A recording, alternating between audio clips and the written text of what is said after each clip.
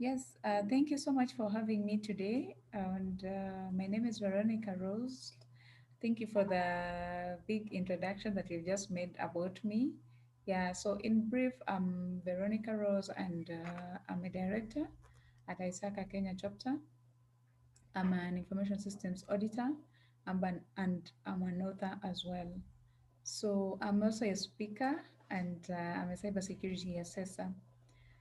So good question. Yes, how I got started in cybersecurity. My journey wasn't so difficult because I have a rich background in IT. I have a bachelor's degree in computer science with education and a master's degree in information systems. So when I decided to pursue my CISA certification, CISA stands for Certified Information Systems Auditor. That's when I was introduced to cybersecurity because most of the content in CISA, of course, talks about cybersecurity as well. So during that time, I was also consulting with a certain microfinance, and when I passed my CISA exams, I prior to passing the exams actually. I used to volunteer to write policies, information security policies for the organization since it was a startup. So I could draft general policies. Number one, the general policies, the system-based policies, the issue-based policies, name them. There were so many terms and conditions for mobile applications and so forth. So when I passed my ZISA exam, I shared my results with my former boss, and he applauded me. That was the CEO. And then after a few weeks, I received a letter from the HR asking me to start serving as an information security analyst and IT projects management. So that's when I was introduced to cybersecurity and how I was introduced, and I've enjoyed the journey up to date. So currently, I also do cybersecurity assessments and where I do cybersecurity audits and everything everything in between. Yeah. So yes, thank you. Yeah, I just authored a book recently. It's titled "Being," themed choosing to be at the top because the bottom is too crowded. Yeah, and the truth of the matter is the bottom is really too crowded. But I mostly meet my mentees most of the time, and some of the questions they always ask, how are you able to be this and this? How are you able to do audit and then you're an author and then you're something else? Like it looks to them as impossible, but there is nothing impossible as long as you put your mind onto it. So that book basically is to remind readers of their right, voicing their opinion, pursuing their passions and professions, getting actually passion out of their professions as well, being bold in their workplace, and also ways of maneuvering through the workplace dynamics. So, uh, what inspired me to write the book? Basically, I like sharing knowledge. If you notice, I always write articles free of charge. I share them. I just like sharing knowledge. Anytime I learn something new, I find myself sharing it with someone else. So that is how I got inspired into writing this book. But prior to even publishing this book, I started writing long time ago.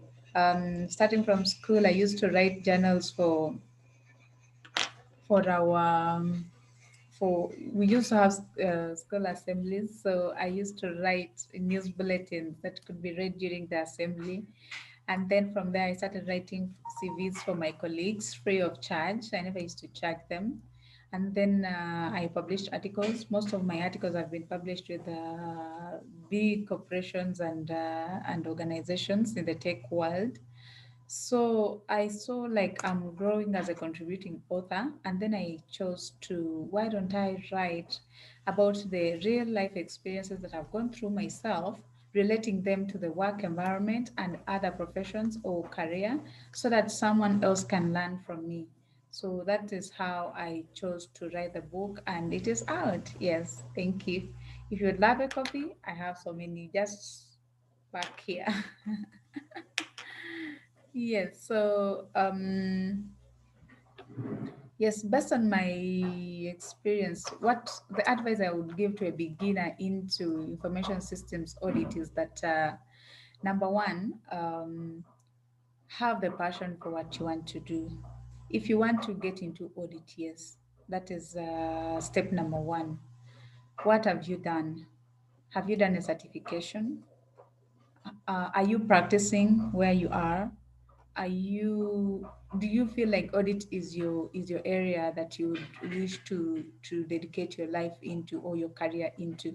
Because it's really audit is an analytical profession, and you really have to be able to be sober, dedicate enough time to ensure that you perform audits in the time that you've speciated from the reports. So systems audit generally, you should have the knowledge in IT, because there is no way how you're going to audit systems that you have no idea about. Even if you have no idea about, but at least if you have a background, you know how you're going to assess the controls. You will understand where to start from when you're going to audit. So understand the basics, at least in IT, if you're not from an IT background, so that when you go to audit, you really understand. And also mostly prior to doing an audit, there is that pre-audit that we carry out. Ensure that you use that time to really understand how the system performs, both from the end user side and also from the administration side, so that you are understanding exactly what you are trying to audit. And then also understand your personality. If you're someone who is so like, you don't want to dwell so much, dig deeper onto issues, you may not have a good time in audit. Why? Because audit, you have to be analytical, you have to understand, you have to review things from both ends. You should be a user, and also from you, because you have to put yourself in the shoes of the audit client. And yes, I'm a good member of ISACA, and I was appointed last year in June, and but there prior to that, like I explained in my book, I didn't. My directorship role didn't just come at a glance. It was a journey. In 2018, I vied for membership director, but I didn't win, and that didn't put me down. I still expressed my interest to serve in the chapter, and I served on several committees. After serving from the committees, that's when I gained momentum. So when vacancies were declared for directorship, I ran for certification director, but still I never won the elections. I came as second runner. Yes, it is not as easy as everything should be, but the ultimate thing is to put yourself out there so that the world can know that you're able to do something. So later on, I was appointed basing on my earlier participation, competence, and passion for serving in the chapter. Yeah, so currently I'm serving as the advocacy director for ISACA Kenya chapter. So some of the habits that I would say is that know your personality. Don't just dive into a profession that you're not sure of. I'll quote my friend. One of my friends told me that test before you enter into a profession. Test it. Find out if that is what you like before you put all your energy and all your efforts into it. So be humble, network, and also ensure you get a mentor. Because at the end of the day, you'll need mentorship for you to thrive. You may not know a few things, but if you have a mentor who will guide you in certain areas, you'll be able to succeed in in your profession. So, good question. Do you need a college degree or certification to be a professional in cybersecurity? Ah, I wouldn't. Okay, I'll just give my own experience on this. Myself, to get into cybersecurity, I had to get a certification first. Certifications are good as well. If you're not able to achieve a certification, this is my advice: practice, practice, practice. Volunteer, even if it's not earning you money, but if it's a profession that you really want to dive into, practice, practice, practice. There's nothing you're going to lose if you learn more than what you know today. Yes, learn, to relearn and unlearn a few things. So practice, it is what may take you out of the bottom, because it is always crowded, like I say in my book. Yeah.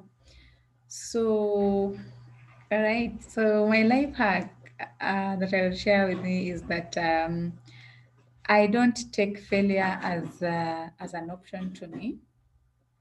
And if I put my mind onto doing something, I'll always focus and do it. And also, I've also learned in this life never give excuses. Own your own mistakes and never give excuses. Stop saying that the world is not fair. It will never be fair. Just do what you are supposed to do. My biggest mistake in cybersecurity, I don't think I've done so far any mistake.